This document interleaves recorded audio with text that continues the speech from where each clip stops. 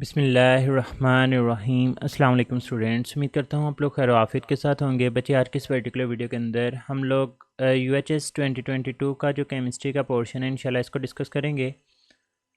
बच्चे, इसमें question number 1 देखें जो पूछा गया, कहता है कि 1 AMU stands for 1 atomic mass unit stands for. तो बच्चे इसका जो राइट ऑप्शन है that is 1/12 of carbon atom. याद रखिएगा 1 AMU is the unit that is used to measure the relative atomic mass, जिसके लिए हम लोग जो स्टैंडर्ड लेते हैं वो कार्बन 12 को एज अ स्टैंडर्ड एलिमेंट लिया जाता है। और एक मज़ीद इन्फॉर्मेशन जो कि MCQs के तौर पे पूछी जा सकती है वो ये होती है कि 1 एटॉमिक मास यूनिट जो होता है वो 1/एवोगैड्रोस नंबर के जो है वो इक्वल होता है। अब इसकी बाकायदा पूरी की पूरी डेरिवेशन है, लेकिन उसकी तरफ जाने की ज़रूरत नहीं है। आपको सिर्फ ये 3-4 बातें पता होनी चाहिए कि 1 AMU किसके बराबर है, ये किस चीज़ का यूनिट होता है, और जब हम लोग रिलेटिव एटॉमिक मास को मेजर करते हैं तो किस चीज़ के साथ कंपेयर करके मेजर किया जाता है, और 1 AMU कितने एवोगैड्रोस नंबर के बराबर है, तो 1/Na के ये बराबर है। क्वेश्चन नंबर 70 देखें, कहता है कि compound of sodium oxide. Sodium oxide mean आपके पास एक ऐसा एलिमेंट है जिसके अंदर आपके पास एक ऐसा कंपाउंड जिसके अंदर दो आपके पास हैं वो एलिमेंट्स मौजूद हैं, एक सोडियम है और एक ऑक्सीजन है। कहते थे एज ए 74.2% सोडियम, इसके अंदर सोडियम 74.2% गिवन है, और जो ऑक्सीजन है दैट इज़ 25.8%। और वो आपसे पूछ रहा है कि आपने एम्पिरिकल फार्मूला बताना है। बच्चे, अब एम्पिरिकल फार्मूला के टोटल 4 स्टेप्स होते हैं। नंबर 1 आपने कैलकुलेट करनी होती है परसेंटेज, वो आप लोगों को ऑलरेडी गिवन है। नंबर 2 आप लोगों ने कैलकुलेट करने होते हैं मोल्स। मोल्स के लिए क्या किया जाता है कि जो परसेंटेज गिवन होती है उसको डिवाइड कर देते हैं इनके एटॉमिक मैसेज के साथ। अब बच्चे, सोडियम का जो एटॉमिक मैस है दैट इज़ 23, और ऑक्सीजन का जो एटॉमिक मैस है दैट इज़ 16। अब बच्चे देखें, ये कम्प्लीटली एक दूसरे के ऊपर डिवाइडेबल नहीं है, लेकिन अगर मैं देखूं तो 23 × 3 मेरे पास आ जाएगा 69। अब ये कैलकुलेशंस कैसे करनी है वो चीज़ ज़रा देख लें, करीब करीब आंसर के पास आप लोगों ने पहुंचना होता है। तो मैं अगर इसको 3 से मल्टीप्लाई कर दूं तो ये मेरे पास आएगा 69, और 14 में से 9 आप लोग 5 बच जाएगा, ये 2 आ जाएगा, और पॉइंट यहाँ पर आ जाएगा, तो 23 × 2 46, और आगे 6 बच जाएगा, एंड सो ऑन। ये कैलकुलेशन चलती ही जाएगी, लेकिन मैं इसको यहाँ पर लिख देता हूँ कि ये हमारे पास आ चुका है 3.2। इसी तरह से बच्चे 25.8/16, अगर मैं 25.8 को अंदर रखूँ और 16 के साथ इसको डिवाइड कर दूँ तो 16 × 1 16, 15 में से 6 निकाले 9, और यहाँ पे बच जाएगा 8, पॉइंट आ जाएगा। 16 को 5 के साथ मल्टीप्लाई करेंगे तो 80 आएगा, और अगर आप लोग 16 को 6 के साथ सॉल्व करेंगे तो बच्चे 96 आता है। तो मीन टू से अगर मैं 6 के साथ देखूँ तो ये मेरे पास 96 आएगा, 2 पीछे बच जाएगा। अगेन कैलकुलेशंस को सिंपल रखने के लिए हम लोग बात को यहीं पे ख़त्म करते हैं। ये बच्चे हमारे पास आ गए इनके मॉल्स। तीसरे नंबर के ऊपर आप लोग फिर क्या करते हैं, आप लोग इनकी निकाल लेते हैं एटॉमिक रेशो। और एटॉमिक रेशो के लिए क्या किया जाता है कि जो भी नंबर ऑफ़ मोल्स आते हैं उसको लीस्ट नंबर ऑफ़ मोल्स के साथ डिवाइड करते हैं। तो बच्चे, इसमें जो लीस्ट वैल्यू है दैट इज़ 1.6, तो अगर मैं इसको सॉल्व करूँ ये 1 आ जाएगा, ये हमारे पास 2 आ जाएगा। तो ये आपके पास सिंपल नंबर आ रहे हैं, मीन टू से यही आपके पास इसका एम्पिरिकल फार्मूला होगा, जिसमें सोडियम होने चाहिए 2 और ऑक्सीजन 1। तो बच्चे, इसका जो राइट ऑप्शन होगा दैट विल बी चार्ली। अगर ये सिंपल होल रेशो ना आती, आपके पास डिजिट्स के अंदर नंबर आते, तो फिर आपने इसको किसी एक ऐसे सूटेबल डिजिट के साथ मल्टीप्लाई करना था कि आप लोगों के पास एक होल नंबर निकल आता, लेकिन आपके पास पहले ही होल नंबर निकल चुके हैं, इस वजह से फोर्थ स्टेप की हमें ज़रूरत नहीं है। क्वेश्चन नंबर 71 की तरफ मूव करते हैं। कहता है कि 30 grams of 2 propanol were mix with the excess acidified K2Cr2 7, मतलब ये कि इसको ऑक्सीडाइजिंग एजेंट के साथ ट्रीट किया गया, और फिर कहता है कि boiled under the reflux for 20 minutes the organic product was then collected by the distillation, the yield of the product was 75%, what is the mass of product produced. अब बच्चे देखें, सबसे पहले रिएक्शन लिख लें जो वो आप लोगों से रिक्वायर कर रहा है।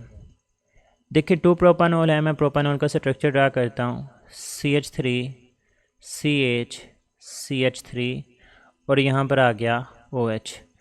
इसका रिएक्शन करवाया गया किसके साथ, ऑक्सीडाइजिंग एजेंट के साथ। बच्चे, इसकी जब ऑक्सीडाइजिंग एजेंट की मौजूदगी में रिएक्शन होगा, इसकी ऑक्सीडेशन होगी। ये देखें कौन सी अल्कोहल है, OH जिस कार्बन के साथ अटैच है वो आगे 2 के साथ फर्दर अटैच है, तो मीन टू से ये मेरे पास एक सेकेंडरी अल्कोहल है, और सेकेंडरी अल्कोहल की ऑक्सीडेशन से हमें पता है कीटोन बनेगी, जितने कार्बन वाली सेकेंडरी अल्कोहल उतने ही कार्बन वाली कीटोन। तो बच्चे, ये CH3 C double bond O और CH3, ये मेरे पास प्रोडक्ट बनी। अब मुझे बैलेंस केमिकल इक्वेशन से क्या इन्फॉर्मेशन मिल रही है, मैं वो ज़रा आप लोगों के सामने रखता हूँ। बच्चे अगर बैलेंस केमिकल इक्वेशन में देखूँ तो ये जो मेरे पास 2 प्रोपानॉल है, इसका मैं अगर मैथ देखूँ, इसमें 3 कार्बन है, 3 कार्बन का मैथ होगा 12। उसके बाद इसमें हाइड्रोजन देखें तो 3 और 1 4 और 3 7 और 1 8 हाइड्रोजन है, सॉरी 3 कार्बन का मैथ 36, 8 हाइड्रोजन का 8 और इसके अंदर 1 ऑक्सीजन मौजूद है तो 16। तो बच्चे टोटल मेरे पास मैथ आया 60 ग्राम। मतलब ये कि अगर मेरे पास 60 ग्राम 2 प्रोपानॉल होगी तो फिर मेरे पास एसीटोन कितना प्रोड्यूस होता है, 3 कार्बन का 36, इसमें हाइड्रोजन 6 हैं और ऑक्सीजन 1 है, इसका मैथ आ जाएगा 58 ग्राम।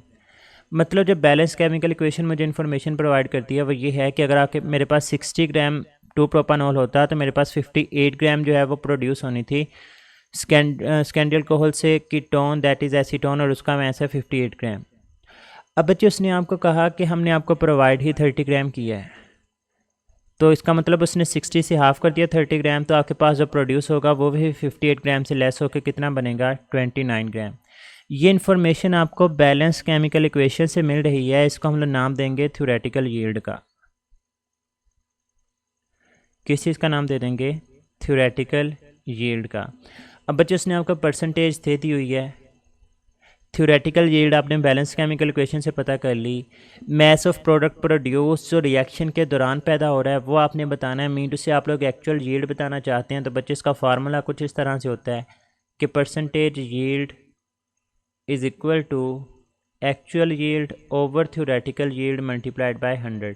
अब एक्चुअल यील्ड मैंने फाइंड आउट करनी है तो ये बराबर होगी परसेंटेज यील्ड 75, थ्योरेटिकल यील्ड को दूसरी तरफ ले जाकर मल्टीप्लाई कर दें, वो हमारे पास है जी 29 ओवर आ जाएगा 100।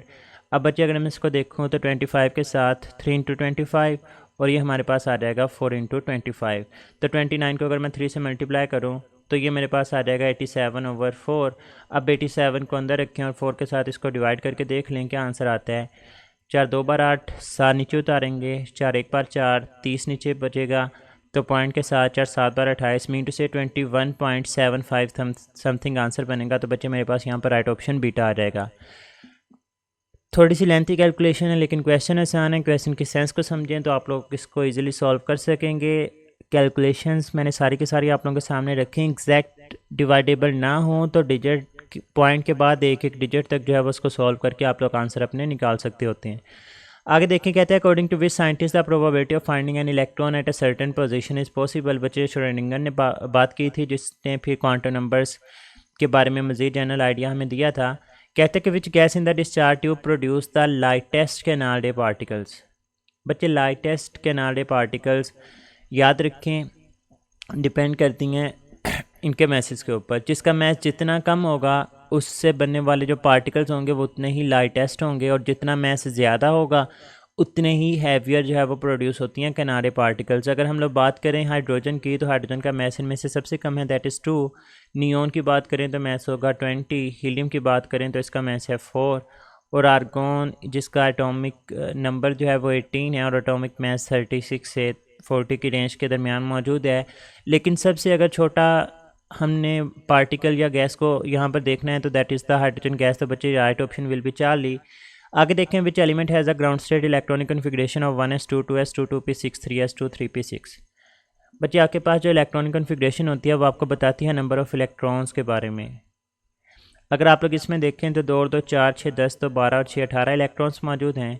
सिंपल आपने ये आइडेंटिफाई करना था कि किसका एटॉमिक नंबर 18 है, क्योंकि न्यूट्रल एटम में कोई एलिमेंट मौजूद हो स्टेट में तो जो उसका एटॉमिक नंबर होता है उसमें उतने ही नंबर ऑफ़ प्रोटॉन और उतने ही नंबर ऑफ़ इलेक्ट्रॉन्स हैं वो मौजूद होते हैं।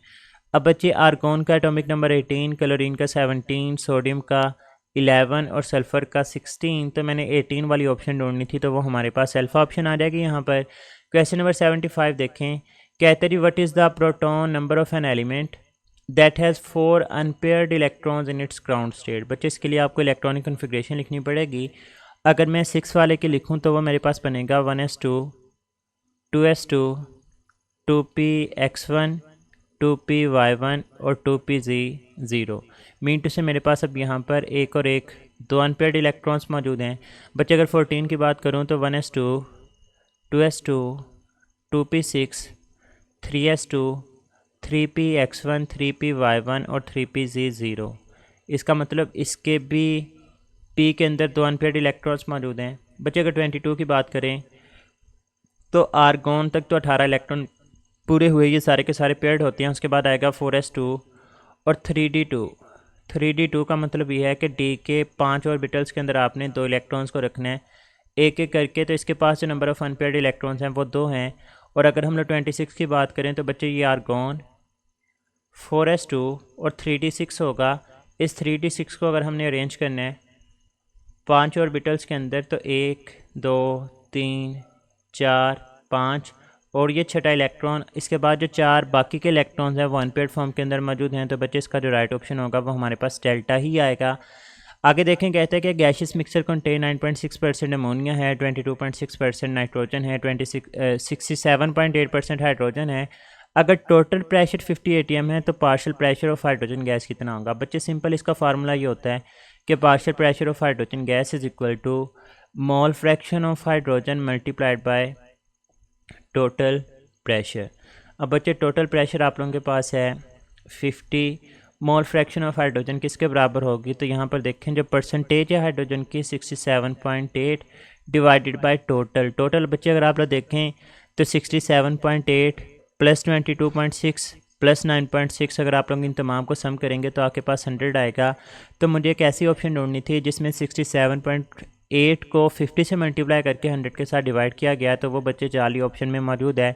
इसके अंदर कोई कैलकुलेशन नहीं थी, सिंपल आपको अगर ये फार्मूला पता होता तो आप लोगों ने इसको सॉल्व करना था। तो यहाँ पर हमारे पास राइट ऑप्शन 40 बन रही है। क्वेश्चन नंबर 77 की तरफ चलते हैं। कहते हैं कि if we want to raise the temperature of 1 mole of an ideal gas by 1 kelvin we have to provide how much amount of energy? बच्चे अगेन बुक की SHS लाइन है जहाँ पर आइडियल गैस कांस्टेंट की values लिखी हुई हैं। तो सबसे पहले जो वैल्यू कैलकुलेट की जाती है, जब हम लोग प्रेशर को एटमॉस्फेयर के अंदर लेते हैं और वॉल्यूम को हम लोग DM क्यूब में लेते हैं, तो हमारे पास जो R की वैल्यू आती है that is 0.0821 atmosphere DM cube पर मोल और पर केल्विन आ जाता है।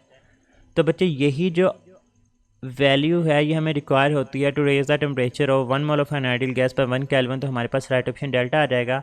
आगे देखें, कहते हैं the process of heat flow between hotter and colder gases remains continue until all the molecules have average translational kinetic energy. बच्चे अगर आपके पास गैसेस हैं, आप लोग गैसेस को गर्म करना स्टार्ट कर दें तो उसमें जो हीट होगी ना वो उस वक़्त तक फ़्लो करती रहेगी।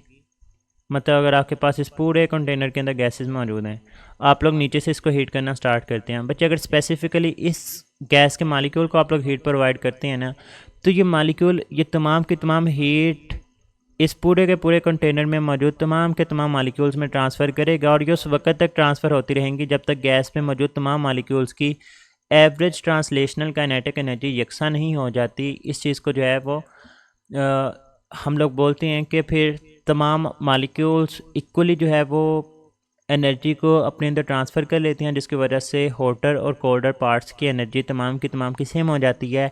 और ट्रांसलेशनल टर्म इस वजह से यूज़ करते हैं क्योंकि गैसेस जो होती हैं वो रैंडम मोशन शो करती हैं, हैफाज़ार्डली मोशन शो करती हैं, और इन्हीं के मोशन को हम लोग ब्राउनियन मोशन का नाम भी देते हैं। ये भी याद रखिएगा।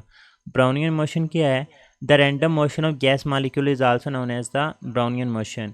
क्वेश्चन नंबर 79 देखें। कहते हैं कि लिक्विड के अंदर with the change in dipole forces there is a change in some physical properties. आपने वो प्रॉपर्टी सेलेक्ट करनी है जो कि नॉट इफेक्ट। बच्चे फिजिकल प्रॉपर्टीज़ इफेक्ट होंगी। बॉइलिंग पॉइंट फिजिकल प्रॉपर्टी है, हीट ऑफ सब्लिमेशन भी, हीट ऑफ वेपोराइजेशन भी। लेकिन बच्चे मोल्स के ऊपर कोई भी फ़र्क नहीं पड़ेगा, चाहे आप लोग जितनी मर्जी इंटरमॉलिक्यूलर फोर्सेस को बढ़ा दें या इंटरमॉलिक्यूलर फोर्सेस को कम कर दें। लेकिन बॉइलिंग पॉइंट डायरेक्टली रिलेट करता है heat of sublimation intermolecular forces के साथ डायरेक्टली रिलेट करती है। सिमिलरली हीट ऑफ वेपोराइजेशन भी। तो ये तीनों के तीनों फैक्टर्स डायरेक्टली रिलेट हैं इंटरमॉलिक्यूलर फोर्सेस के साथ, लेकिन मोल्स का इंटरमॉलिक्यूलर फोर्सेस के साथ कोई भी लेना देना नहीं है। आगे क्वेश्चन नंबर 80 देखेंगे। तो which the following factor does not affect the magnitude of vapour pressure. बच्चे vapour pressure amount of liquid के ऊपर डिपेंड नहीं करता, यही राइट ऑप्शन है। टेम्परेचर ऑफ लिक्विड, जितना ज़्यादा आप लोग टेम्परेचर बढ़ाते जाएंगे वेपर ज़्यादा बनेंगे, वेपर प्रेशर ज़्यादा होगा। इसका डायरेक्ट रिलेशन है साइज़ ऑफ मॉलिक्यूल। बच्चे इसको इस सेंस में लिया जाता है कि अगर साइज़ ऑफ मालिक्यूल लार्जर होंगे तो जितना बड़ा साइज़ होगा उससे कम वेपर्स बनेंगे, और जितने कम वेपर्स बनेंगे तो उसका वेपर प्रेशर कम होगा। तो हम लोग बोलेंगे साइज़ ऑफ मालिक्यूल बड़ा होगा तो वेपर प्रेशर कम, और अगर साइज़ ऑफ मालिक्यूल स्मॉल होगा तो उसके नतीजे में जो वेपर प्रेशर होगा वो ज़्यादा होगा। उसके बाद इंटरमॉलिक्यूलर फोर्सेस हैं, जितनी ज़्यादा इंटरमॉलिक्यूलर फोर्सेस होंगी वेपर्स कम बनेंगे और वेपर प्रेशर कम होगा। तो हम लोग बोलेंगे कि intermolecular forces are inversely related with vapour pressure. Question number 81 देखें, कहता है कि एक small building block which belongs to whole information about crystal structure is called unit cell. ये यूनिट सेल की डेफिनेशन है। इसमें याद रखिएगा कि जो यूनिट सेल डायमेंशंस होती हैं या क्रिस्टलोग्राफिक एलिमेंट्स की टर्म इस्तेमाल होती है वो टोटल 6 होती हैं, जिनमें से 3 जो हैं वो यूनिट सेल लेंथ्स होती हैं जिसको आप लोग ए, बी और सी से ज़ाहिर कर देते हैं, और 3 जो है वो यूनिट सेल एंगल्स होते हैं जिनको आप लोग अल्फ़ा, बीटा और गैमा के साथ मेंशन कर देते हैं। Which type of solid is called as the atomic solid. तो बच्चे ये भी ऐसे एज बुक की लाइन है कि covalent solids are known as the atomic solids because they are composed of atoms. अब ये एटम्स लेयर्ड स्ट्रक्चर भी बना सकते हैं और जॉइंट स्ट्रक्चर भी बना सकते हैं। तो बच्चे right option will be alpha. Question number 83 देखें, डेफिनेशन पूछी गई है। कहता है the decrease in the solubility of a salt in a solution that already contains a common ion to the salt is known as the common ion effect. कि हम लोग common ion को ऐड करके किसी भी सब्सटेंस की solubility को decrease कर दें तो इसको जो है वो हम लोग कॉमन आयन इफेक्ट का नाम देते हैं। बच्चे लाइक आपके पास NaCl है, ये डिसोसिएट होकर Na पॉजिटिव और Cl नेगेटिव बना रहा है, और HCl डिसोसिएट होकर H positive plus Cl negative बढ़ा रहा है। तो Cl नेगेटिव की कंसनट्रेशन बढ़ेगी। जब कंसनट्रेशन बढ़ी तो हमने कहा कि कॉमन आइन यहाँ पर प्रोडक्ट साइड पे है तो प्रोडक्ट्स बढ़ गया। जब बच्चे प्रोडक्ट्स बढ़ेंगे तो according to Lee Chatelier principal आपका रिएक्शन जो है वो रिवर्स डायरेक्शन में जाएगा, और जब रिवर्स डायरेक्शन में जाएगा तो ये जो आइंस हैं ये मिलके दोबारा से क्या बनाना स्टार्ट कर देंगे, सॉलिड साल्ट बनाना स्टार्ट कर देंगे।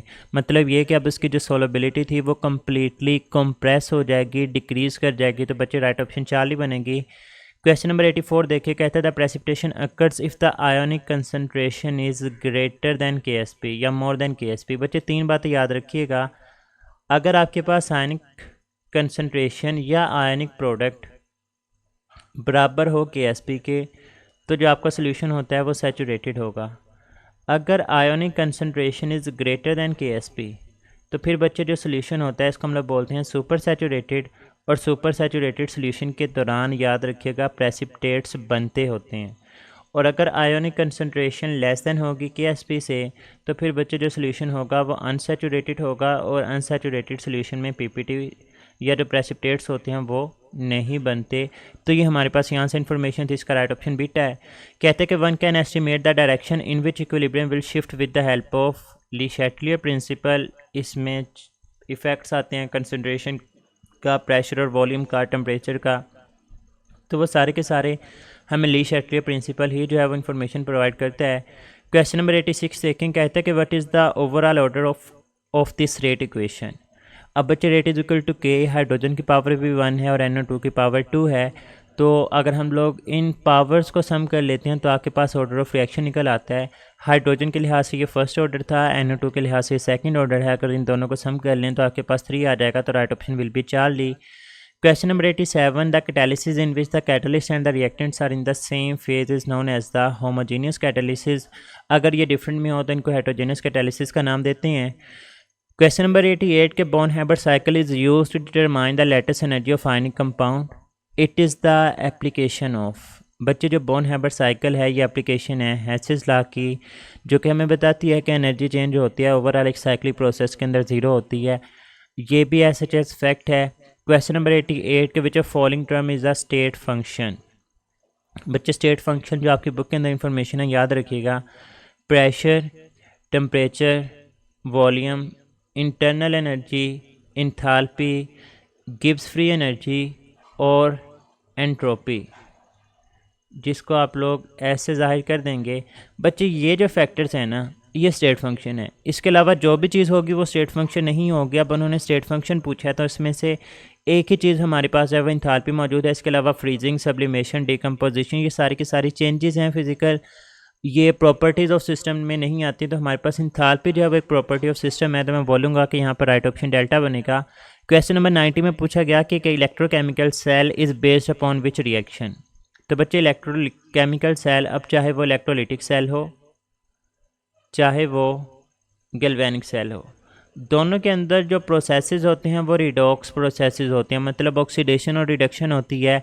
एक तरफ से लॉस ऑफ इलेक्ट्रॉन होता है और एक तरफ गेन ऑफ इलेक्ट्रॉन होता है, और इसी के नतीजे में फ़्लो ऑफ इलेक्ट्रॉन्स होते हैं, और जब इलेक्ट्रॉन्स फ्लो होते हैं तो तभी हमारे पास एनर्जी प्रोड्यूस होती है, या वो केमिकल एनर्जी होगी या फिर वो इलेक्ट्रिकल एनर्जी होगी। तो right option will be beta over hair.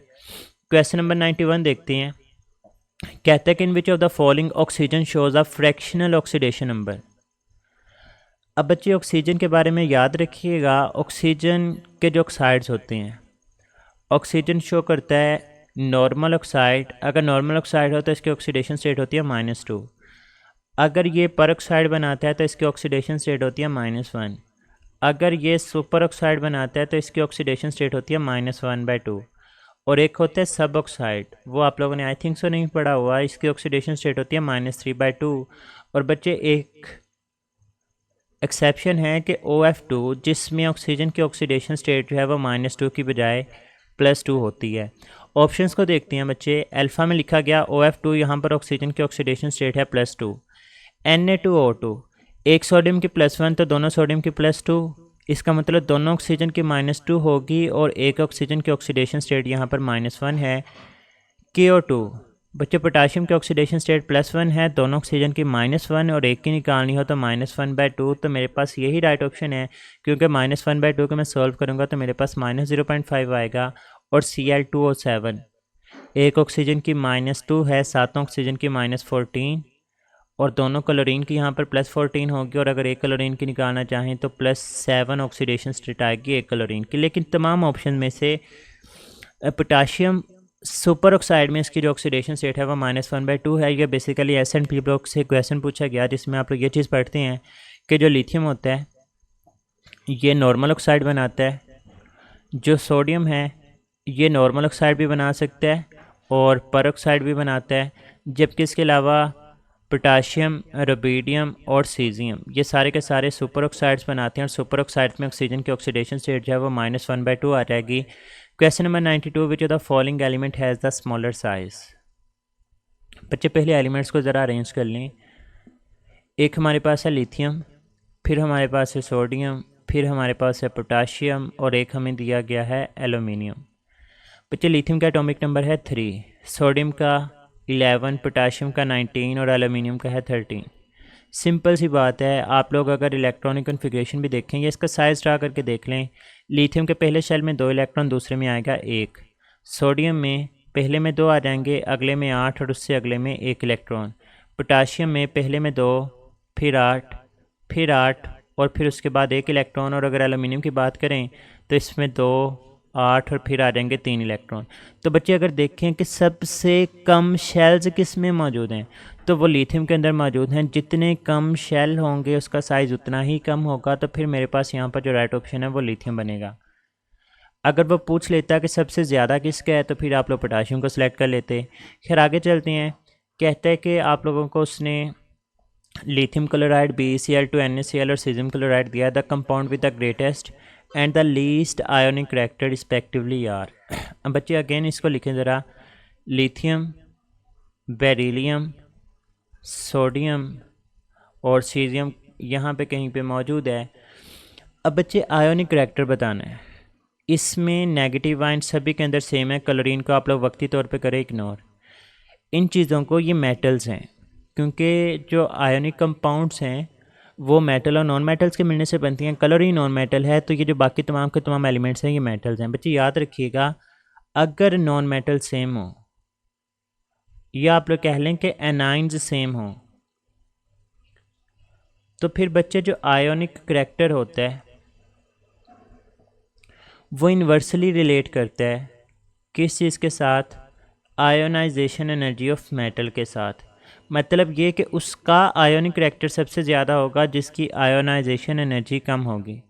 अब लेफ़्ट टू राइट तो आयोनाइजेशन एनर्जी बढ़ती है और top to bottom ionisation energy कम होती है। अब इसका मतलब कि बेरिलियम की आयनाइजेशन एनर्जी की वैल्यू ज़्यादा है और सबसे कम जो आयनाइजेशन एनर्जी की value among the given options वो सीजियम की है।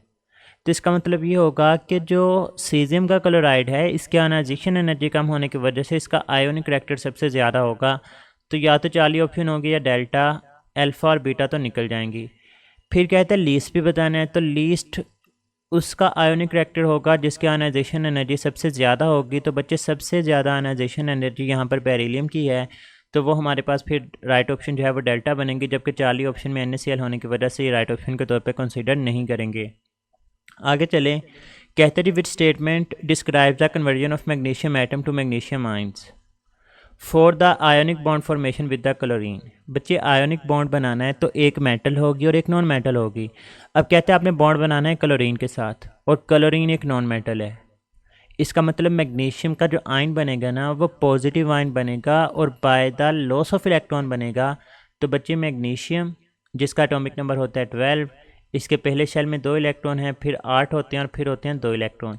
ये अपने वैलेंस शेल में मौजूद 2 इलेक्ट्रॉन्स को लूज़ करके बनाता है Mg2 पॉजिटिव। तो पहली बात तो ये कि ये लॉस ऑफ इलेक्ट्रॉन कर रहा है और लॉस ऑफ इलेक्ट्रॉन होगा तो बच्चे इसको हम लोग बोलते हैं रिडक्शन। तो ज़रा ऑप्शन को पढ़ते हैं। कहते हैं दिस चेंज इज़ रिडक्शन, ठीक है, because there has been a gain of electron. बच्चे गेन ऑफ इलेक्ट्रॉन नहीं हो रहा बल्कि लॉस ऑफ इलेक्ट्रॉन हो रहा है। बीटा में देखें द चेंज इज़ ऑक्सीडेशन, तो ऑक्सीडेशन नहीं, अल्फ़ा में उसने कहा था लॉस ऑफ इलेक्ट्रॉन, रिडक्शन को नहीं बोलते, sorry, loss of electron oxidation है, गेन ऑफ इलेक्ट्रॉन रिडक्शन होती है। अल्फ़ा ऑप्शन इस वजह से गलत हो गया क्योंकि उसने कहा कि ये रिडक्शन है। बीटा में द चेंजेस ऑक्सीडेशन, ये बिल्कुल ठीक है, because there has been a loss of electron, यही आपकी राइट ऑप्शन है। चार्ली में देखें कहता है द चेंजेस रिडक्शन, बच्चे रिडक्शन नहीं है ऑक्सीडेशन है। फिर कहते हैं द चेंजेस ऑक्सीडेशन, यहाँ तक बात ठीक है, लेकिन आगे कहते हैं there has been a gain of electron, तो गेन ऑफ इलेक्ट्रॉन तो हम लोग रिडक्शन को बोलते हैं, ऑक्सीडेशन को नहीं बोलते। तो ये भी राइट ऑप्शन नहीं है। इसमें जो राइट ऑप्शन होगी वो हमारे पास आ जाएगी बीटा ऑप्शन। उसके बाद बच्चे हम लोग नेक्स्ट क्वेश्चन की तरफ मूव करते हैं। कहता है AB4 type with no lone pair geometry enables to form the which shape of molecule. तो बच्चे इसकी जो शेप होती है टेट्राहेड्रल, रेगुलर टेट्राहेड्रॉन। AB4 के 3 सिनेरियो बनती हैं। AB4 with no lone pair, तो जो ज्योमेट्री होगी दैट विल बी टेट्राहेड्रल। अगर विद 1 लोन पेयर आ जाएगी तो ट्राइगोनल बाईपैरामिडल आ जाएगा, और अगर 2 लोन पेयर्स आ जाएंगे तो तब आपके पास जो ज्योमेट्री होगी दैट विल बी बेंट और एंगुलर। खैर यहाँ पर उन्होंने 9 लोन पेयर के लिहाज से पूछा था, तो right option will be regular tetrahedral या टेट्राहेड्रॉन आ जाएगी। क्वेश्चन नंबर 96 है कि why the dimer of aluminium chloride is formed. बच्चे एल्यूमिनियम क्लोराइड AlCl3 की फॉर्म एग्जिस्ट करता है, ये हमारे पास आ गया AlCl3। इसी तरह से अगर मैं इसके नज़दीक दूसरा AlCl3 का स्ट्रक्चर ड्रा करूं तो ये क्लोरीन, एक ये क्लोरीन और एक ये क्लोरीन आ जाता है। अब बच्चे क्लोरीन के पास होते हैं 3 लोन पेयर्स, ये ना आपस में क्लोरीन इस एल्यूमिनियम के साथ अटैच होता है, ये क्लोरीन इस एल्यूमिनियम के साथ अटैच होता है। ऑप्शंस को पढ़ें ज़रा। हमने ये बताना कि ये डाइमर 2 मॉलिक्यूल्स क्यों मिलकर रहते हैं। कहते हैं एल्यूमिनियम इज़ इलेक्ट्रॉन रिच। बच्चे याद रखें aluminium belongs to group 3A। इसका मतलब इसके वैलेंस शेल में 3 इलेक्ट्रॉन्स थे, उसने तीनों के तीनों इलेक्ट्रॉन क्लोरीन के साथ बॉन्डिंग के अंदर इन्वॉल्व किए, तो टोटल 3 कोवलेंट बॉन्ड बना के इसके पास हो गए 6 इलेक्ट्रॉन। इसका मतलब इसको वैलेंस शेल कंप्लीट करने के लिए अभी भी 2 इलेक्ट्रॉन्स की ज़रूरत है, तो ये इलेक्ट्रॉन डेफिशिएंट है। तो अल्फा ऑप्शन तो निकल गई। Aluminium is having the lone pair of electron. बच्चे इसके पास लोन पेयर नहीं है बल्कि क्लोरीन के पास हैं, तो बीटा गलत। चार्ली में कहते हैं aluminium donates the lone pair to form the bridge. बच्चे एल्यूमिनियम खुद एक्सेप्ट करता है, वो डोनेट नहीं करता, ये तो इलेक्ट्रॉन डेफिशिएंट है।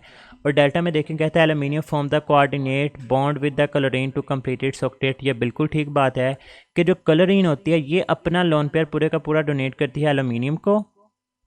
जब उसके पास पहले 6 इलेक्ट्रॉन थे तो 2 इलेक्ट्रॉन एक पेयर ऑफ इलेक्ट्रॉन एक्सेप्ट करने के बाद अब इसके पास 8 इलेक्ट्रॉन्स हो जाएंगे, तो हम लोग बोलेंगे कि aluminium will form the coordinate bond with the chlorine to complete its octet. तो बच्चे राइट ऑप्शन यहाँ पर डेल्टा बनेगी। क्वेश्चन नंबर 97 है, कहता है कि which group of the periodic table contains non metals, metalloids and metals. बच्चे ये प्रॉपर्टी ग्रुप 4A में मौजूद है जिसमें एलिमेंट्स है हमारे पास college students get some problems. इसमें कार्बन और सिलिकॉन्स हैं, ये नॉन मेटल्स होती हैं। जर्मीनियम को हम लोग कहते हैं this one is the metalloid, और टिन और लेड जो है वो हम लोग इनको मेटल्स की कैटेगरी के अंदर भी फॉल करवा देते हैं। तो बच्चे ग्रुप 4 है हमारे पास एक ऐसा एलिमेंट है जो कि तीनों तरह से एग्जिस्ट करता है। ग्रुप 7 है के रिलेटेड भी एक इन्फॉर्मेशन है। ये एक ऐसा ग्रुप है जिसके अंदर तमाम की तमाम फिज़िकल स्टेट्स ऑफ मैटर जो है वो एग्जिस्ट करती हैं। मतलब आपके पास फ्लोरीन भी है, क्लोरीन भी है, बोरोमीन भी है और आयोडीन भी है। इसमें फ्लोरीन और क्लोरीन जो है वो गैसेज होती हैं। बोरोमीन जो है it exist in the form of liquid form, और आयोडीन जो है वो एग्जिस्ट करता है सॉलिड फॉर्म में। तो राइट ऑप्शन बीटा आ जाएगा। आगे देखें कहता है विच the following sulphate compound is insoluble in water. बच्चे सोलबिलिटी के लिहाज से मैंने आप लोगों को एक ट्रिक बताई हुई है। ये आप लोगों के ऊपर ना एक वीडियो का लिंक भी चल रहा होगा, ये आप लोगों को डिस्क्रिप्शन के अंदर गिवन होगा, आप लोगों ने वहाँ से नोट डाउन कर लेना है। बच्चे सल्फेट आपके पास एक बल्कि एनाइन है, और याद रखिएगा मैंने बल्कि एनाइन के रिलेटेड आपको जो इन्फॉर्मेशन ट्रिक के थ्रू बताई हुई है। अब बल्कि एनाइन कौन कौन से होते हैं, लाइटर एनाइन कौन कौन से होती हैं, आपने वीडियो देखनी है कोई 4 से 5 मिनट की है आपकी, तकरीबन 10 से 12 MCQ सोलबिलिटी के लिहाज से जब इंशाल्लाह वो वीडियो देख के क्लियर हो जाएंगे। अब बच्चे बल्कि एनाइंस, सल्फेट एक बल्कि एनाइन है, और जब आपके पास बल्कि एनाइन होगा तो याद रखिएगा सोलबिलिटी का डायरेक्ट रिलेशन होता है हाइड्रेशन एनर्जी के साथ, और हाइड्रेशन एनर्जी का डायरेक्ट रिलेशन होता है चार्ज डेंसिटी के साथ, और चार्ज डेंसिटी का डायरेक्ट रिलेशन होता है चार्ज ओवर साइज के साथ। अब बच्चे सभी के अंदर सल्फेट है तो सल्फेट को तो मैं निकाल देता हूँ। पीछे बेटा हमारे पास बचेगा बेरिलियम, मैग्नीशियम, कैल्शियम और बैरियम। ऑप्शन देखें वो आपसे क्या कह रहा है, क्या आपने क्या बताना है, आपने वो बताना है जो इनसोलेबल है। इनसोलेबल होने का मतलब कि जिसकी सोलेबिलिटी कम होगी। बच्चे सोलेबिलिटी उसकी कम होगी जिसकी हाइड्रेशन एनर्जी कम होगी, और हाइड्रेशन एनर्जी उसकी कम होगी जिसकी चार्ज डेंसिटी कम होगी, और चार्ज डेंसिटी उसकी कम होगी चार्ज। बच्चे सभी ग्रुप 2 से बिलोंग करते हैं, चार्ज को निकाल दें ज़रा। चार्ज डेंसिटी उसकी कम होगी। अब साइज़ के साथ चार्ज डेंसिटी का इन्वर्स रिलेशन है, जिसका साइज़ है वो सबसे ज़्यादा होगा तो ऊपर से नीचे की तरफ मूव करते हैं हमारे पास जो साइजेस होते हैं वो इंक्रीज़ होते हैं, और किसका साइज़ फिर सबसे ज़्यादा होगा वो हमारे पास बैरियम का होगा। तो इसका मतलब मेरे पास जो राइट ऑप्शन है वो बीटा बन जाएगी यहाँ पर। नेक्स्ट क्वेश्चन देखें, कहता है विच of the following complex show tetrahedral geometry. आपकी बुक के अंदर एग्जांपल्स मौजूद हैं बच्चे, अगर आप लोग उन एग्जांपल्स के ऊपर फोकस करते हैं।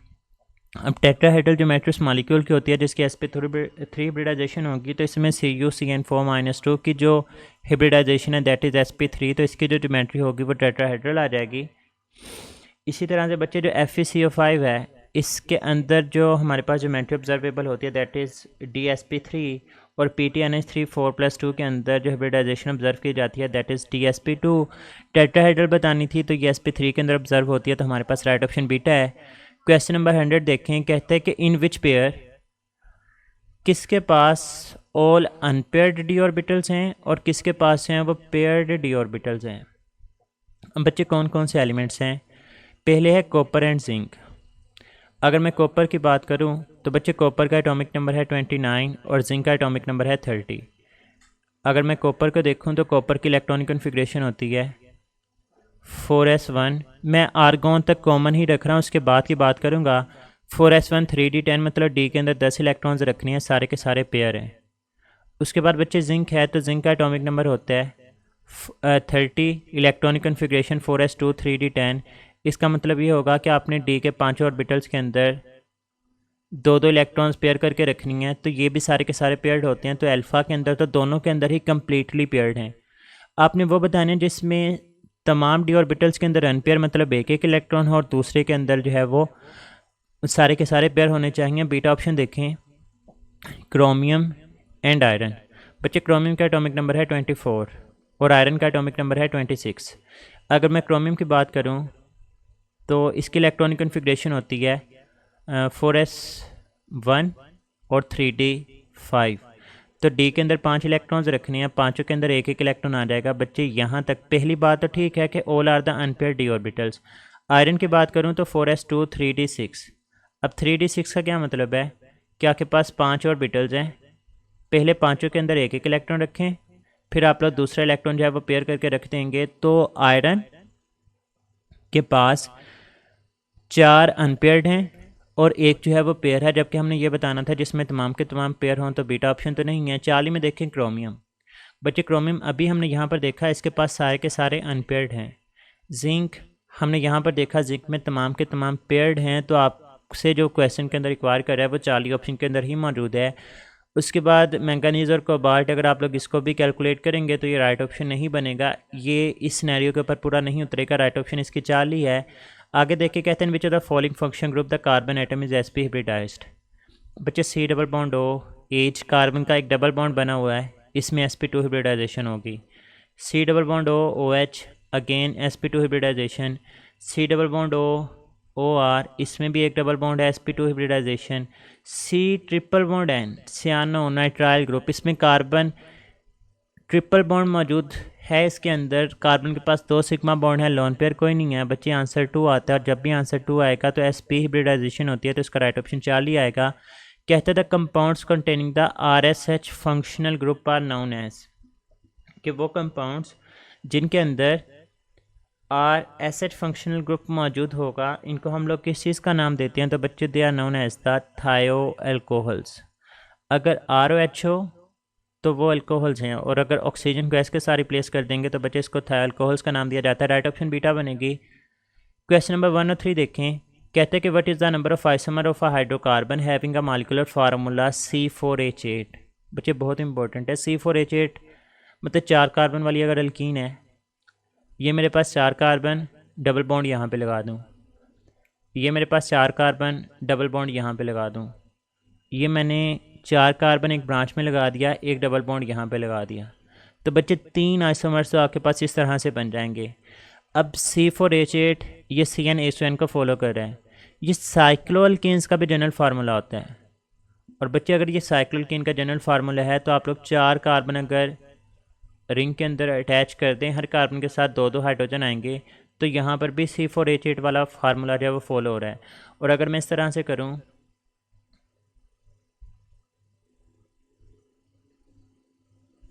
तो बच्चे इस कंपाउंड का भी जो फार्मूला बन रहा है दैट इज C4H8, तो मीन टू से C4H8 के ऊपर अब जो नंबर ऑफ आइसोमर्स आ रहे हैं वो टोटल मेरे पास आ रहे हैं 5।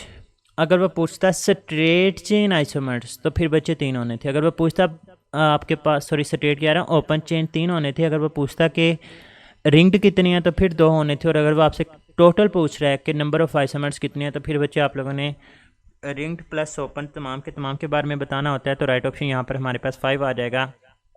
क्वेश्चन नंबर 1 और 4 देखें। कहता है अल्काइल बेंजीन बन रही है when benzene is treated with an alkyl halide in the presence of aluminium chloride. Identify the type of reaction. बच्चे alkyl benzene Friedel Crafts alkylation में बनती है। फ्राइडल क्राफ्ट एसाइलेशन हो तो एसीटोफिनोन बनेगा। हेलोजिनेशन हो तो हेलो बेंजीन बननी थी। सल्फोनेशन होती तो बेंजीन सल्फोनिक एसिड की फॉर्मेशन होनी थी।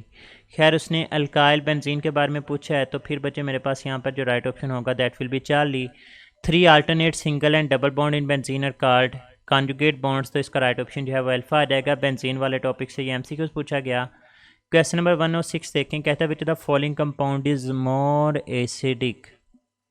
बच्चे याद रखिएगा एसिडिटी का डायरेक्ट रिलेशन होता है परसेंटेज ऑफ एस करैक्टर के साथ। बच्चे अगर हम लोग अल्केन्स की बात करें, इनमें एस करैक्टर होता है 25%। अल्कीन्स की बात करें तो इनमें एस करैक्टर होता है 33%। अल्काइंस की बात करें इनमें एस करैक्टर होता है 50%। और साइक्लोअल्केन्स की बात करें तो इसमें भी sp3 हिब्रिडाइजेशन है तो 25% एस करैक्टर होता है। तो बच्चे अल्काइंस के केस में एस करैक्टर सबसे ज़्यादा होने की वजह से the show the acidic nature. Basically होता क्या है कि अगर ये कार्बन sp हिब्रिडाइजेशन शो करता है जिसमें एस करैक्टर सबसे ज़्यादा है, जब एस करैक्टर सबसे ज़्यादा होगा तो ये क्या करेगा, ये कार्बन और हाइड्रोजन के इलेक्ट्रॉन्स को अपनी तरफ अट्रैक्ट करेगा। जब ये इलेक्ट्रॉन्स को अपनी तरफ अट्रैक्ट करेगा तो ये बॉन्ड वीक हो जाएगा और hydrogen ion will move into the solution in the form of H positive, और हम लोग बोलेंगे कि ये जो कंपाउंड होगा ये एसिडिक इन नेचर होगा। नेक्स्ट देखिए 107। कहता है कि consider the chlorination of methane, the attack of chlorine free radical on methane to form the methyl free radical occurs in. बच्चे 3 स्टेप्स होते हैं। अगर हम लोग इनिशिएशन स्टेप की बात करें तो इसमें क्लोरीन का molecule in the presence of sunlight break होकर 2 क्लोरीन के फ्री रेडिकल्स बनाता है। प्रोपागेशन की बात करें तो बच्चे यहीं पे CH3 हाइड्रोजन और क्लोरीन का फ्री रेडिकल, ये आपस में रिएक्शन करती हैं तो आपके पास मिथाइल फ्री रेडिकल बनेगा और साथ में HCl।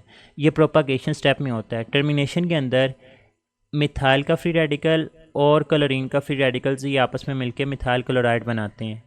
तो जो उसने सिनेरियो पूछा है वो बीटा के अंदर बन रही है चीज़, तो राइट ऑप्शन बीटा आ जाएगी। क्वेश्चन नंबर 108 देखें, the ratio of sigma two pi electrons in benzene. बच्चे अगर मैं बेंजीन का स्ट्रक्चर ड्रा करूं तो कुछ इस तरह से स्ट्रक्चर है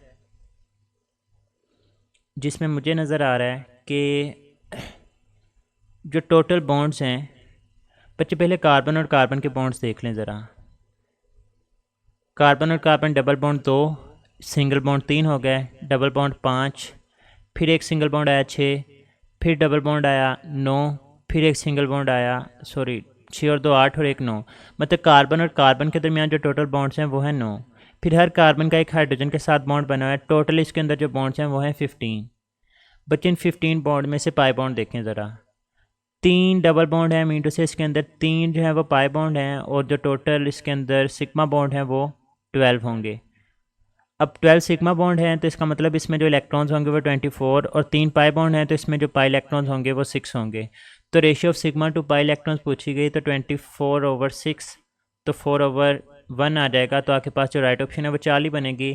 क्वेश्चन नंबर 109 कहता है कि when halogen is removed from an alkyl halide एक कार्बोकैटायन बनती है, आपने आइडेंटिफाई करनी है मोस्ट रिएक्टिव कार्बोकैटायन। बच्चे कार्बोकैटायन अगर आप लोग मेरे लेक्चर्स सुनते हैं तो मैं जितनी भी डिस्कशन करवा चुका हूँ तकरीबन हर एक के अंदर ये क्वेश्चन आता है। बच्चे एक चीज़ होती है स्टेबिलिटी और एक चीज़ होती है रिएक्टिविटी। देखिए स्टेबल वो कार्बोकैटायन होगी जो किसी ना किसी तरह से इस पॉजिटिव चार्ज को कंपनसेट करेगा। मतलब पॉजिटिव चार्ज जो कि इलेक्ट्रॉन की डेफिशिएंसी को जाहिर करे, अगर आप लोग किसी तरह से इन इलेक्ट्रॉन्स की डेफिशिएंसी को ख़त्म कर देंगे ना तो वो स्टेबल कार्बोकैटायन बनेगी। अब ये मैंने टर्शियरी कार्बोकैटायन ड्रा की है, इसमें 3 मिथाइल ग्रुप्स अटैच हैं और methyl groups have the electron donating effect. जब ये इलेक्ट्रॉन्स डोनेट करेंगे तो इसका मतलब ये इस कार्बन के ऊपर पॉजिटिव चार्ज को कंपनसेट करने की, ख़त्म करने की कोशिश करती हैं और ये बहुत हद तक कामयाबी हो जाती हैं by donating their electrons to this positively charge carbon atom. तो हम लोग बोलेंगे कि जो टर्शियरी कार्बोकैटायन है ये स्टेबल होगी और अगर ये स्टेबल है तो फिर हम लोग बोलेंगे this one is the least reactive. लेकिन बच्चे इसके ऑपोजिट, अब CH2 पॉजिटिव ये मेरे पास है प्राइमरी कार्बोकैटायन या हमारे पास मैं मिथाइल कार्बोकैटायन ही ड्रा करता हूँ। अब इस कार्बन के ऊपर पॉजिटिव चार्ज है, इस पॉजिटिव चार्ज को ख़त्म करने के लिए इसके पास कोई इलेक्ट्रॉन डोनेटिंग ग्रुप नहीं है। अगर कोई इलेक्ट्रॉन डोनेटिंग ग्रुप नहीं है तो इसका मतलब इसका पॉजिटिव चार्ज ख़त्म नहीं होगा और अगर पॉजिटिव चार्ज ख़त्म नहीं होगा तो हम लोग बोलेंगे this one is unstable carbocation. और अगर ये अनस्टेबल कार्बोकैटायन है तो हम लोग बोलेंगे this one is the most reactive carbocation. तो फिर जो राइट ऑप्शन है वो हमारे पास डेल्टा बनेगी। Freon is commonly known as, बच्चे चैप्टर नंबर 5 से MCQs आया था, इनको हम लोग या तो रिफ्रिजरेंट्स का नाम देते हैं या फिर एरोसोल प्रोपेलेंट्स का नाम भी दिया जाता है। ये फैक्ट बेस्ड था, इसमें राइट ऑप्शन अल्फा है। आगे देखें, कहते हैं neopentyl chloride belongs to which class of alkyl है। बच्चे याद रखिएगा all the neo compounds are primary compounds. मैं न्यू पेंटाइल क्लोराइड का अगर स्ट्रक्चर आप लोगों के सामने ड्रा ही कर दूं, ये 5 कार्बन, न्यू पेंटाइल तब बनता है जब आप लोग किसी भी एक टर्मिनल कार्बन को रिमूव कर देंगे। अब क्लोराइड है तो क्लोरीन अटैच कर दें। हाइड्रोजन ज़रा पूरे करें। बच्चे आपने देखना होता है कि क्लोरीन जिस कार्बन के साथ अटैच है वो आगे कितनों के साथ डायरेक्टली अटैच है। ये कार्बन आगे सिर्फ एक ही कार्बन के साथ डायरेक्टली अटैच है बॉन्ड बनाते हुए, तो हम लोग बोलेंगे कि this one is primary alkyl halide. तो राइट ऑप्शन अल्फा बनेगी। What is the common name of 1 2 3 propane triol. बच्चे 3 कार्बन और तीनों कार्बन में जो OH ग्रुप है वो कार्बन नंबर 1 2 और 3 के ऊपर लगा हुआ है।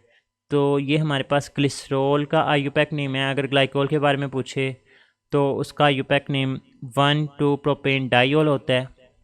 ब्यूटाइल अल्कोहल और प्रोपाइल अल्कोहल इनके अंदर तो होते ही एक ही OH ग्रुप है। तो आपने ट्राइओल के बारे में बताना था तो वो हमारे पास ग्लिसरॉल बनेगा। क्वेश्चन नंबर 13 के benzene is found when sodium reacts with which of the following. बच्चे अगर आप लोग फिनॉल लें जिसका फार्मूला होता है C6H5OH, इसका रिएक्शन करवा दें एक मेटल के साथ सोडियम के साथ। सोडियम क्या करेगा, यहाँ से ऑक्सीजन रिमूव करके in the form of sodium oxide release हो जाएगा। जब बच्चे ऑक्सीजन निकल जाएगा तो C6H5 के साथ हाइड्रोजन मिला दें तो अगेन आपके पास C6H6 बेंजीन की जो है वो यहाँ पर फॉर्मेशन हो जाती है, तो right option will B phenol. Question number 114 देखें, कहते हैं when phenol reacts with formaldehyde which of the following product is produced. बच्चे बेकलाइट प्रोड्यूस होता है। चैप्टर नंबर 11 है, जो पंजाब बोर्ड के स्टूडेंट्स हैं वहाँ पर आप लोग फॉर्मल्डिहाइड और फिनॉल का आपस में रिएक्शन करवाते हैं तो बेकलाइट बनती है, और बेकलाइट ये जो प्रोडक्ट बनती है इसको हम लोग अडक्ट का नाम देते हैं। मैं बेकलाइट का स्ट्रक्चर ड्रा कर देता हूँ। बच्चे आप लोगों ने 4 बेंजीन के स्ट्रक्चर आमने सामने ड्रा करने हैं। जो ऊपर 2 बेंजीन के कंपाउंड हैं इनके ऊपर 2 H ग्रुप अटैच कर दें, जो नीचे 2 हैं इनके नीचे 2 H ग्रुप अटैच कर दें। बच्चे इनकी और 2 पैरा पोजीशंस को आइडेंटिफाई करें। अगर मैं ऊपर वाली 2 इस बेंजीन की बात करूं तो ये इसकी और 2 पोजीशन, ये और 2 पोजीशन, ये पैरा, ये और 2, ये और 2, ये पैरा। इस OH की बात करें तो ये और 2, ये और 2 और ये पैरा, ये और 2 पोजीशन, ये और 2 पोजीशन और ये पैरा पोजीशन। बच्चे इन ग्रुप्स को अटैच कर दें with the help of CH2 group methylene, तो यहाँ पर CH2 आ जाएगा, यहाँ पर CH2 आ जाएगा, यहाँ पर CH2, यहाँ पर CH2, CH2, CH2, CH2 और CH2। तो बच्चे ये जो मैंने आप लोगों के सामने स्ट्रक्चर बनाया this one is the bakelite, और प्रोडक्ट को हम लोग अडक्ट का नाम देंगे क्योंकि कोऑर्डिनेट कोवलेंट बॉन्ड्स यहाँ पर बन रहे होते हैं। क्वेश्चन नंबर 115 देखें, विच of the following is the correct name of. बच्चे ये 2022 के अंदर कॉन्सेप्ट 2 दफ़ा पूछा गया और 2023 के अंदर भी इसी कॉन्सेप्ट को इस्तेमाल करते हुए क्वेश्चन है। इस चीज़ को ज़रा समझ लें। देखें लिखा क्या गया है, CH3, तो ये CH3, फिर आया CH2, CH2, तो CH2, CH2, उसके बाद है CO मतलब C डबल बॉन्ड O, और उसके बाद है CH2, तो ये आ गया CH2, और उसके बाद CA जो है मीन टू से C डबल OH। बच्चे इसमें एल्डिहाइड का फंक्शन ग्रुप भी मौजूद है और इसमें कीटोन का फंक्शनल ग्रुप भी मौजूद है। और याद रखिएगा एल्डिहाइड और कीटोन में से जो प्रायोरिटी लिस्ट के अंदर पहले आने वाला ग्रुप है ना वो एल्डिहाइड का फंक्शनल ग्रुप होता है। इसका मतलब आप लोग जो पेरेंट नेम देंगे वो विद रिस्पेक्ट टू एल्डिहाइड्स देंगे, और एल्डिहाइड का नाम ख़त्म होता है अल के ऊपर, AL ऐड करते हैं, तो चार्ली भी निकाल दें और डेल्टा भी निकाल दें। अब बच्चे बात आती है C डबल बॉन्ड O की। कीटोनिक फंक्शनल ग्रुप जब एज अ सब्सटीट्यूएंट एक्ट करेगा तो याद रखिएगा इसके लिए फिर हम लोग जो टर्म इस्तेमाल करते हैं वो ऑक्सो होती है। तो 3 के ऊपर ये कीटो फंक्शन ग्रुप है तो हम लोग बोलेंगे 3 ऑक्सो, हेक्सानल इसका आईयूपैक नेम है। ओन हम लोग तब टर्म इस्तेमाल करते हैं जब ओन एक फंक्शनल ग्रुप के तौर पे एक्ट करेगा कीटोन, प्रायोरिटी फंक्शनल ग्रुप के तौर पे। यहाँ पर ये प्रायोरिटी लिस्ट के अंदर बाद में आता है तो हम लोग इसको एज अ सब्सटेंट ट्रीट करेंगे, और जब एज अ सब्सटेंट ट्रीट किया जाएगा तो इसके लिए हम लोग ऑक्सो की टर्म इस्तेमाल करेंगे। नेक्स्ट देखें 116 के, which of following is the most suitable agent for the conversion of alcohol to aldehyde. बच्चे इसके लिए ऑक्सीडाइजिंग एजेंट चाहिए था और मोस्ट सूटेबल। अब देखिए इसमें ये K2Cr2 7H2SO4 भी राइट ऑप्शन है, लेकिन बच्चे सबसे ज़्यादा स्ट्रॉन्गर या बेस्ट ऑक्सीडाइजिंग एजेंट जो है वो हमारे पास chromate in the presence of H2SO4 होगा, तो राइट ऑप्शन डेल्टा है। क्वेश्चन नंबर 117 के which the following is also called the silver mirror test. तो बच्चे टोलेंस टेस्ट को जो है वो हम लोग सिल्वर मिरर टेस्ट का नाम देते हैं, राइट ऑप्शन डेल्टा आ जाएगी। आगे देखें कहते हैं which of the following has the least pH। Least pH मतलब जितनी pH कम होती है उसका एसिडिक बिहेवियर उतना ही ज़्यादा होता है। आपने ये बताना है कि इसमें से सबसे ज़्यादा एसिडिक कौन है। बच्चे एसिडिटी का number of electron withdrawing groups के साथ डायरेक्ट रिलेशन होता है। अब ऑप्शंस के अंदर ना या तो क्लोरीन मौजूद है या बिल्कुल ही क्लोरीन मौजूद नहीं है। तो बच्चे ये ऑप्शन जिसमें इलेक्ट्रॉन विड्रॉइंग ग्रुप कोई भी नहीं है, इसमें भी कोई इलेक्ट्रॉन विड्रॉइंग ग्रुप नहीं है, इसमें एक इलेक्ट्रॉन विड्रॉइंग ग्रुप है, और इसमें Cl2 मतलब 2 इलेक्ट्रॉन विड्रॉइंग ग्रुप हैं। बच्चे जितने इलेक्ट्रॉन विड्रॉइंग ग्रुप ज़्यादा होंगे उसका एसिडिक बिहेवियर उतना ही ज़्यादा होगा, और जितनी एसिडिक बिहेवियर ज़्यादा होगा हम लोग बोलेंगे उसकी pH की वैल्यू कम होगी। बच्चे अगर मैं इनका ऑर्डर बनाने की आप लोगों के सामने कोशिश करूं तो जो C वाली ऑप्शन है चार्ली, इसका एसिडिक बिहेवियर सबसे ज़्यादा, pH सबसे कम। उसके बाद आएगा हमारे पास बीटा ऑप्शन। उसके बाद बच्चे अगर मैं अल्फ़ा और डेल्टा का कंपैरिजन करूं तो फिर मैं बोलूँगा कि जो अल्फ़ा है ये मोर एसिडिक होगी और उसके बाद जो है वो बीटा। अब ये मुझे कैसे पता चल रहा है, सॉरी यहाँ पर डेल्टा आएगा, कि किसका एसिडिक बिहेवियर ज़्यादा या किसका कम, तो बच्चे टोटल 7 फैक्टर्स होते हैं। अब अगर मैं वो फैक्टर्स यहाँ पर बयान करने बैठ जाऊँ तो फिर काफ़ी ज़्यादा टाइम लग जाएगा। इसके ऊपर आप लोगों के ऊपर एक लिंक शेयर हो रही होगी, उसमें मैंने कार्बोक्सिलिक एसिड की एसिडिक स्ट्रेंथ के बारे में बात की हुई है, आप लोग उसको गो थ्रू करें। ये बहुत ही इंपॉर्टेंट टॉपिक है, इसमें से हर दफ़ा MCQs आ जाता है, तो अगर आप लोग उन 7 फैक्टर्स को सुन लेंगे तो आपके वो वाला क्वेश्चन भी जो है इंशाल्लाह क्लियर हो जाएगा।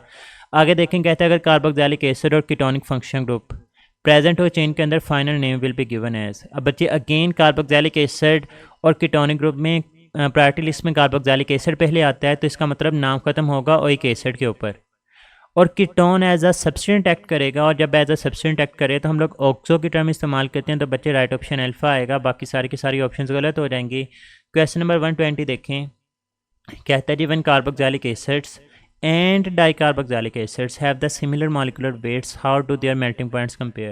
अब बच्चे melting points depend upon the structure and intermolecular forces, तो डाइकार्बोक्सिलिक एसिड 2 COOH ग्रुप होंगे, 2 COOH ग्रुप हैं, ज़्यादा हाइड्रोजन बॉन्डिंग होगी, और जितनी ज़्यादा हाइड्रोजन बॉन्डिंग होगी उसके मेल्टिंग पॉइंट ज़्यादा होंगे, तो हम लोग बोलेंगे dicarboxylic acids have higher melting point as compare to simple carboxylic acids. Question number 121 देखें, कहते हैं when food reaches the stomach the action of which of the following come to an end due to acidic pH, but इसका right option amylase. और कहते हैं which of the following protein act as a carrier of copper in blood plasma, तो ceruloplasmin जो है वो हमारे पास राइट ऑप्शन है। बच्चे ये फैक्ट बेस्ड क्वेश्चन थे, तो ये हमारे पास UHS 2022 की डिस्कशन थी। स्टिल एनी कन्फ्यूजन तो आप लोग बच्चे कमेंट सेक्शन में पूछ सकते हैं। अपना बहुत सारा ख्याल रखिएगा, दुआ में याद रखना है। फ़ी अमानिल्लाह, अल्लाह हाफिज़।